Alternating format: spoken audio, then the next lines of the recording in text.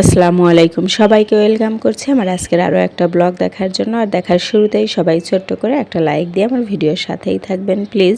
ঈদে বাবার বাড়িতে অল্প কিছুদিনের জন্য সবার সাথে খুব সুন্দরভাবে দিনগুলো কাটিয়ে এরপরে কিন্তু আমরা ঢাকার উদ্দেশ্যে রওনা হব ঈদের তৃতীয় দিনেই।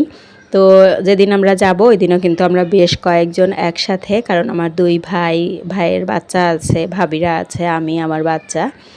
তো এই যে ভোরবেলা কিন্তু আমাদের যা যা দিবে সেগুলো সব রেডি করছে।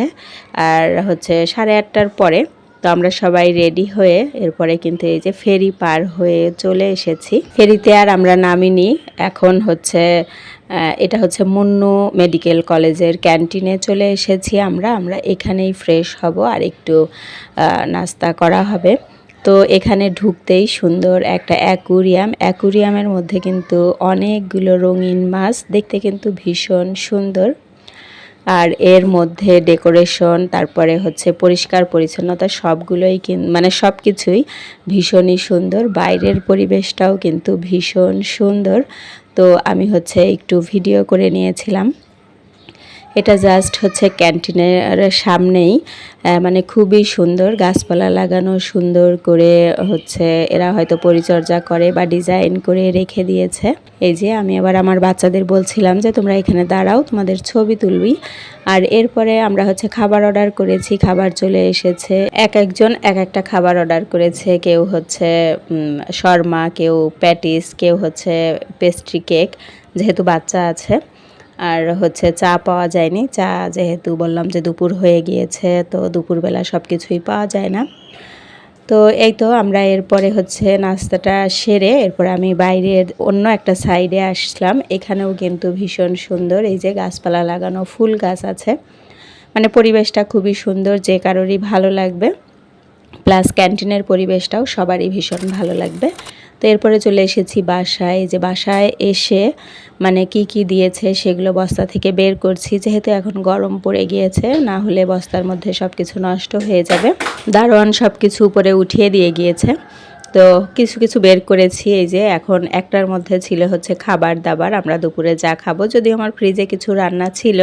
আর এই যে যাওয়ার আগে আমি কিন্তু আমার থালাবাটির এই বক্সটা এভাবে ঢেকে রেখে গিয়েছিলাম, যেহেতু অল্প কয়েকদিনের 4-5 দিনের জন্য যাচ্ছি, এই জন্য এভাবে ঢেকে রেখে গিয়েছিলাম যাতে ধুলাবালি না পড়ে। আবার বিছানা, এই যে কাঁথা, এই কাঁথাটা আমি কাচবো, যার জন্য এভাবে বিছানার চাদরটা চেঞ্জ করে চাদরের উপরে এরকম বিছিয়ে দিয়েছি, যাতে করে এসেই জাস্ট উপরের এই কাপড়টা উঠিয়ে দিলেই কিন্তু বিছানা ইউজ করতে পারবো, না হলে কোথাও থেকে এসে আবার খুব ঝামেলা হয়, মানে কষ্ট হয় আর কি। আর বাড়ি থেকে কিন্তু আমার অনেক রকম সবজি দিয়েছে, ডাঁটা, সাজনা, লাউ।